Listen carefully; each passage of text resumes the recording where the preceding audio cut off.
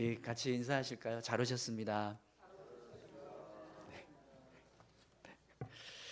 네, 어제부터 저희가 예수님이 공생의 마지막 일주일의 삶을 함께 살펴보기로 했습니다. 그래서 종려주일에 예수님 예루살렘 성전으로 올라가셨던 모습, 첫날의 모습을 같이 함께 봤는데요. 오늘 월요일에 해당되는 사건은 예수님께서 성전을 정화하시는 사건이 기록됩니다. 예수님이 이제 월요일 날, 오늘이죠. 오늘 이제 예루살렘 성전을 정화하시기 위해서 성전으로 올라가시는 모습, 그 모습이 오늘 본문에 기록되고 있습니다. 그런데 예수님이 성전으로 올라가시기 전에 올라가시는 과정에서 한 가지 일을 더 하시는 모습을 보게 돼요. 그 모습이 이제 무화과 나무를 마르게 하시는 모습인데요. 그래서 월요일 날 행하신 이 일이 두 가지가 됩니다. 성전으로 올라가시는 과정에서 무화과 나무 하나를 말라 죽게 하시는, 저주하시는 모습, 그리고 성전으로 들어가셔서 성전을 정화하시는 모습, 이 두 가지 사건을 예수님께서 행하시는데, 이 두 가지 사건은 각각 별개의 사건인 것처럼 보입니다. 그런데 그 의미들을 보면 결국에는 두 가지 사건이 연결되어진 사건이라는 것을 알 수 있습니다. 오늘 본문은 성전으로 올라가시는 과정에서 무화과 나무를 저주하셨던 모습을 먼저 기록하고 있는데요. 그 모습을 좀 먼저 살펴보도록 하겠습니다. 12절에서 14절까지 말씀인데요. 이튿날 그들이 베다니에서 나왔을 때에 예수께서 시장하신지라 멀리서 잎사귀 있는 한 무화과 나무를 보시고 혹 그 나무에 무엇이 있을까 하여 가셨더니 가서 보신즉 잎사귀 외에 아무것도 없더라. 이는 무화과의 때가 아님이라. 예수께서 나무에게 말씀하여 이르시되 이제부터 영원토록 사람이 내게서 열매를 따먹지 못하리라 하시니 제자들이 이를 듣더라. 아멘. 본문을 보시면 예수님이 예루살렘 성전으로 올라가시는데 시장하셨다라고 말씀합니다. 배가 고프셨다는 거예요. 그래서 예수님 배가 고프셔서 주변을 보시다가 무화과 나무를 하나 발견을 하셨는데 이 무화과 나무에 열매가 있나 보신 거예요. 그런데 열매가 없고 잎사귀만 무성한 것을 보시고 예수님이 이 나무를 향해서 더 이상 사람이 열매를 따먹지 못하게 될 거다, 이렇게 저주를 하십니다. 그런데 오늘 본문 말씀을 보시면 아시겠지만 사실 이 무화과 나무에 열매가 없는 건 당연한 일이었어요. 왜 그러냐면 이 시기가 무화과 열매를 맺을 수 있는 시기가 아니었던 거예요. 저희가 포도나무에서 포도 열매를 따려면 적어도 언제 열매를 따게 되죠? 보통 시기적으로 보면 한 7월이나 8월 그쯤 돼야 열매를 딸 수 있잖아요.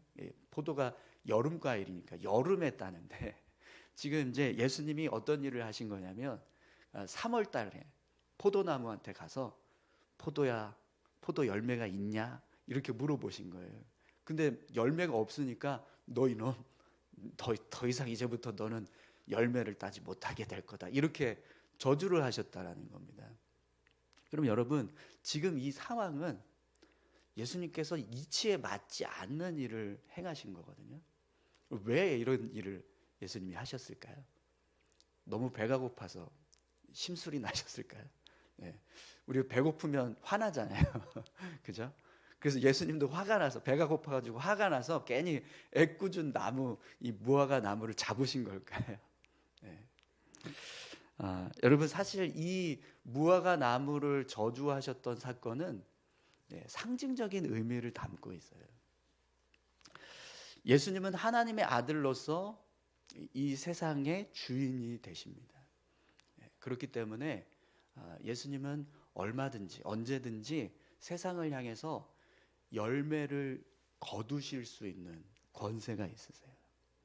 그래서 예수님이 지금 이제 시장하셔서 무화과 나무의 열매를 찾으셨던 모습은 세상의 주인으로서 세상을 향해서 열매를 찾으셨던 모습을 의미하는 겁니다. 그러면 열매 없는 무화과 나무는 뭘 상징할까요? 여러분, 우리가 열매하면 열매라고 하는 단어를 쓸 때 그냥 나무에 달리는 과실 열매를 말할 수도 있지만 또 이 열매라는 단어를 어떤 의미로도 사용하죠. 어떤 행위나 결과, 그걸 표현할 때도 열매라는 단어를 씁니다. 그렇죠? 그렇기 때문에 지금 열매 없는 무화과 나무는 하나님께서 기대하시는 어떤 열매, 행위, 결과를 내어야 할 어떤 대상이 있는데 그 대상이 그런 결과를 내지 못하고 있는 모습을 의미하는 거예요. 그러면 여러분, 하나님께서 누군가에게 어떤 대상을 향해서 열매를 기대하실 때 그 기대하시는 대상은 누굴까요?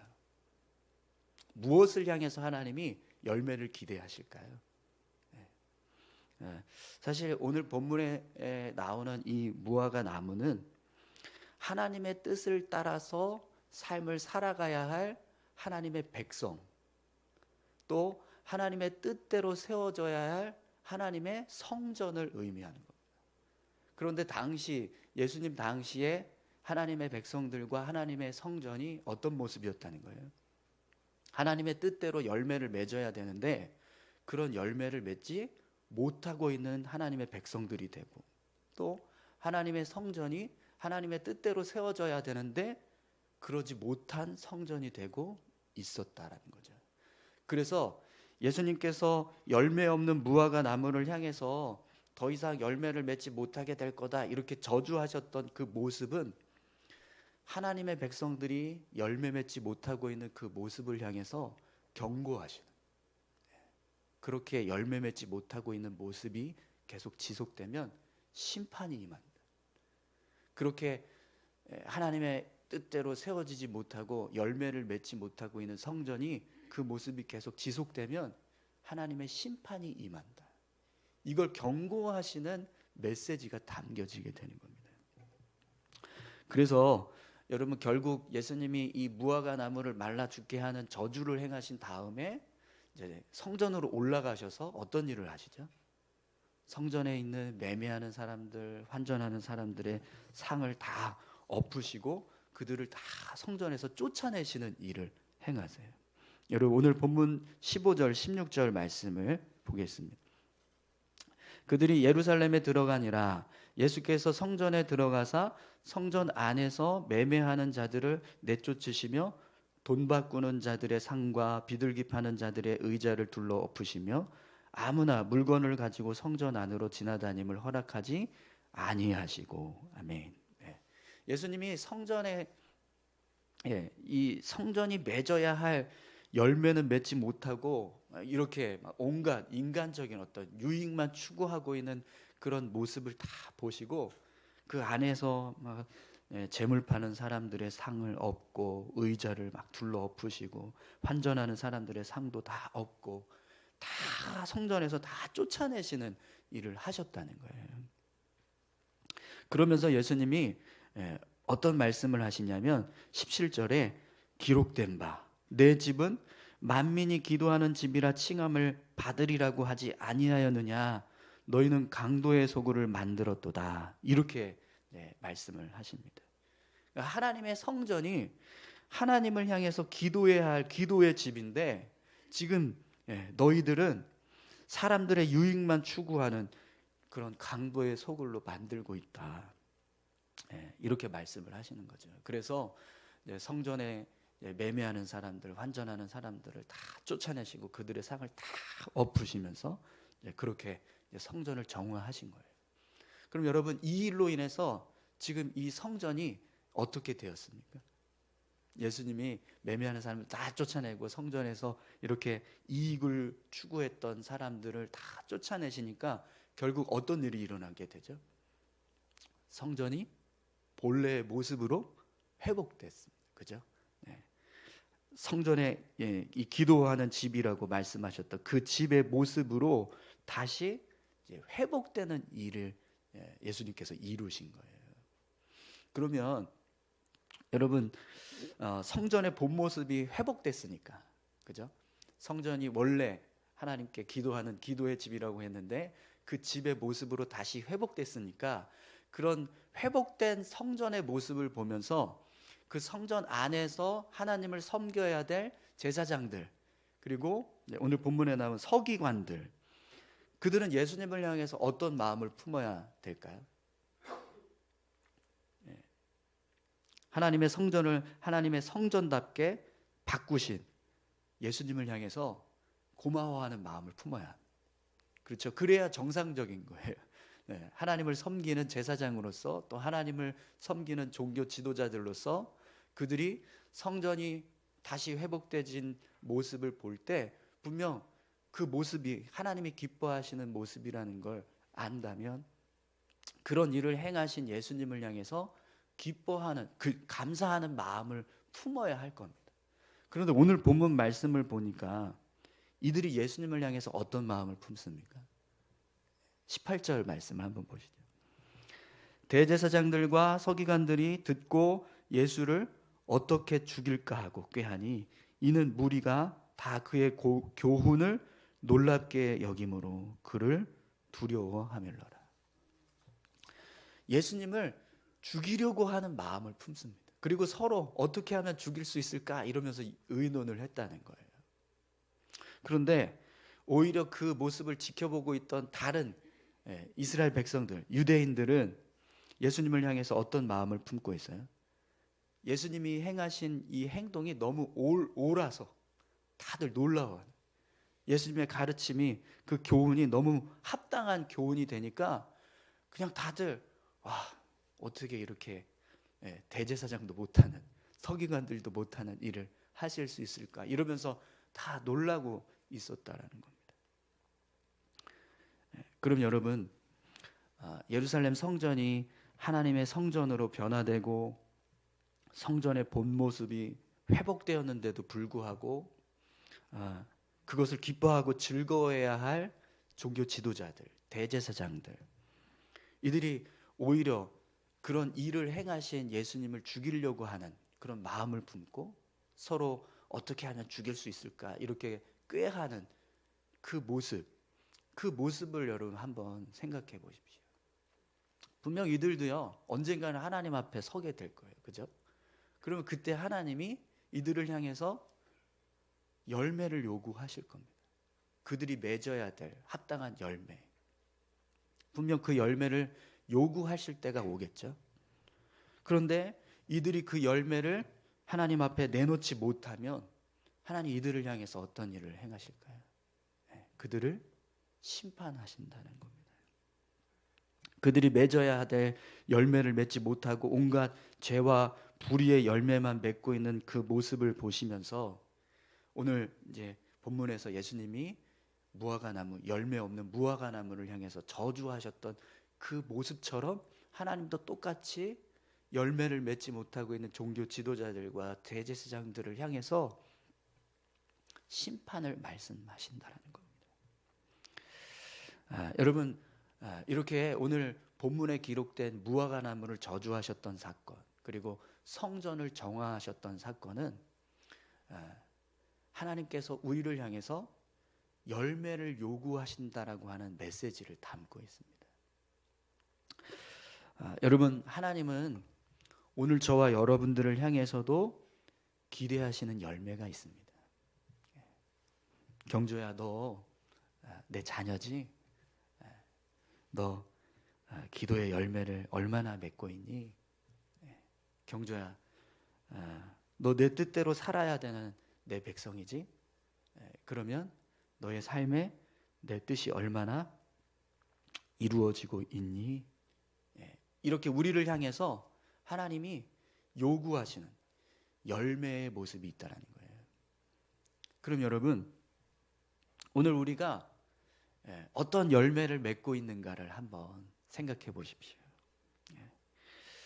예수님께서 언젠가 우리를 향해서도 열매를 요구하실 겁니다. 그러면 그때 여러분, 예수님께서 요구하신 그 합당한 열매를 내놓으실 수 있는 열매가 있으십니까? 어떠세요? 요한복음 15장 1절에서 2절에 보면 예수님이 우리에게 이렇게 말씀을 하십니다. 나는 포도나무요 내 아버지는 농부라. 무릇 내게 붙어 있어 열매를 맺지 아니하는 가지는 아버지께서 그것을 제거해 버리시고 무릇 열매를 맺는 가지는 더 열매를 맺게 하려 하여 그것을 깨끗하게 하시느니라. 아멘. 사랑하는 성도 여러분, 열매 맺는 삶을 살고 계십니까? 오늘 저와 여러분들이 주님께 온전히 붙어 있어야 열매를 맺게 될 줄 믿습니다. 예수님께서 우리에게 이렇게 말씀하셨어요.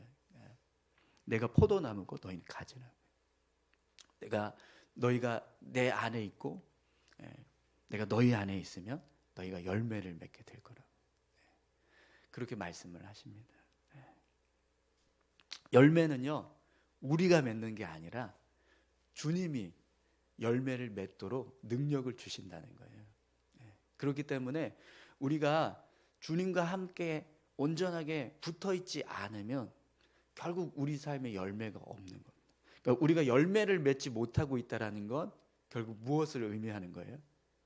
주님과 함께 온전히 붙어 있지 못한 모습을 의미하는 겁니다. 어느 목사님이 선한목자교회에 부교육자로 사역을 하고 싶다고 유기석 목사님에게 찾아오신 일이 있었다고 합니다. 유기석 목사님께 찾아가서 제가 이 선한목자교회에서 부목사로 사역을 하고 싶은데 좀 할 수 있게 해주시면 안 되겠냐고 이렇게 부탁을 했답니다.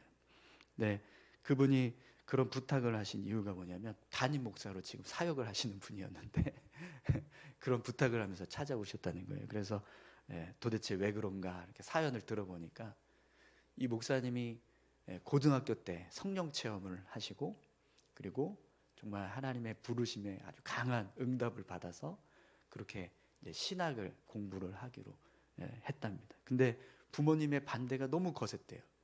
그래서 거의 막 의절하다시피 해서 신학교도 가고 이제 그런 신학 공부를 마치고 목회의 길로 접어들었는데 그 과정이 너무 힘들었다는 거예요. 부모님들이 전혀 환영하지 않는 길을 가니 학비를 대주지도 않고 그래서 늘 정말 돈 벌고 막 학비 대고 막 그러면서 고생하면서 신학 공부하고 또 목회를 했다는 거예요. 근데 목회하는 동안에도 늘 정말 그냥 힘들기만 하고 어렵기만 하고 뭔가 이렇게 목회가 잘 되지 않더라는 겁니다. 그런데 선한목자교회를 보니까 너무 행복하게 목회를 하는 것처럼 보이더라는 거예요. 그래서 내가 이렇게 목회하는데 행복함을 느끼지 못하는 이유가 행복한 목회를 경험해 보지 못해서 그런 거 아닌가 그런 생각이 들었대요.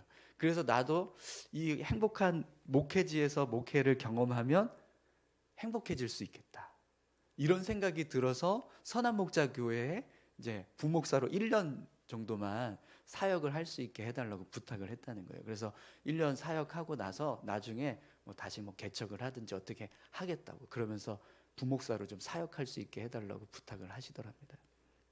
이 이야기를 들은 유기성 목사님이 오라는 말을 못 하셨대요.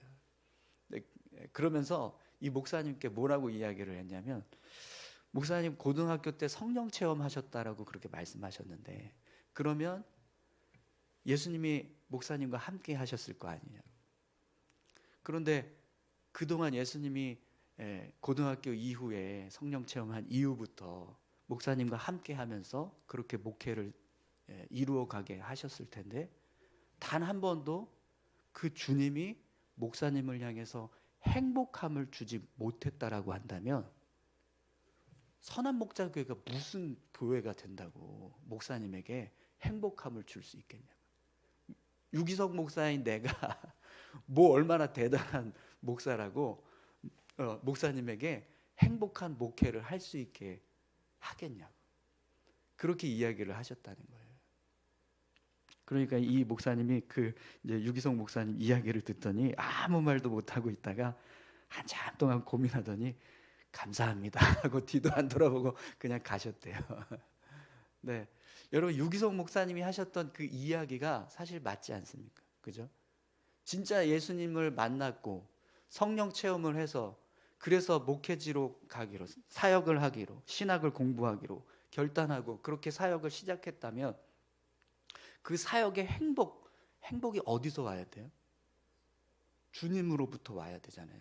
그런데 이 목사님은 그 주님으로부터 전혀 행복을 느끼지 못하고 살아왔다는 거예요. 근데 그게 어떻게 가능하냐는 거죠. 그러니까 결국에는 이 목사님이 행복을 느끼지 못했던 이유가 뭔 거예요? 주님과 온전히 붙어 있지 못했었다라는 겁니다. 주님과 함께 붙어 있다면 분명 그 목사님의 삶에, 그 목회에 힘들고 어려운 일이 있더라도 분명 하나님, 예수님이 주시는 행복함이 있었을 거라는 거죠. 오늘 예수님도 우리에게 똑같이 말씀을 하신다는 거예요. 우리가 주님과 함께 붙어 있으면 우리 삶에 분명 열매가 맺어진다. 그리고 언젠가 주님은 우리를 향해서 그 열매를 요구하신다라는 거죠.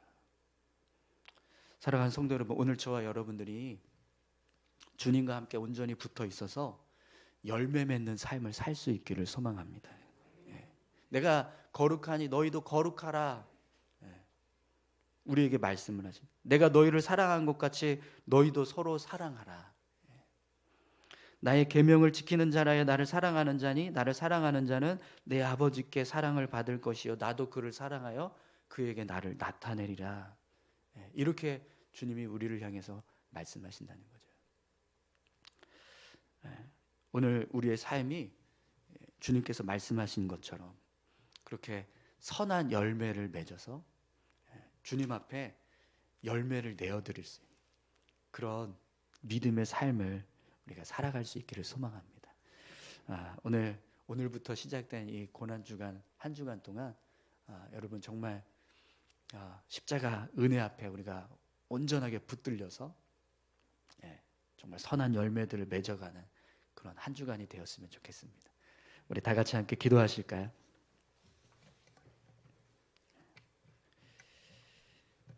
열매 없는 무화과 나무, 열매 없는 성전, 열매 없는 하나님의 백성들, 열매 없는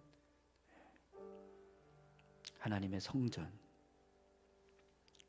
그들을 향해서 하나님은 결국에는 그렇게 열매가 없으면 더 이상 열매를 맺지 못하게 될 거라고 말씀을 하십니다. 너희가 내 안에 거하고 내가 너희 안에 거하면 너희가 열매를 많이 맺을 거야. 그러나 너희가 내 안에 있지 않으면 열매를 맺지 못할 거라고 그렇게 말씀을 하십니다. 오늘 우리의 삶이 주님께 온전히 붙들려서 주님에게 온전히 붙어 있어서 정말 주님이 원하시는 귀한 열매들을 맺는 삶 될 수 있게 해달라고 우리 같이 함께 기도하길 원합니다. 우리 다 같이 함께 기도하시겠습니다.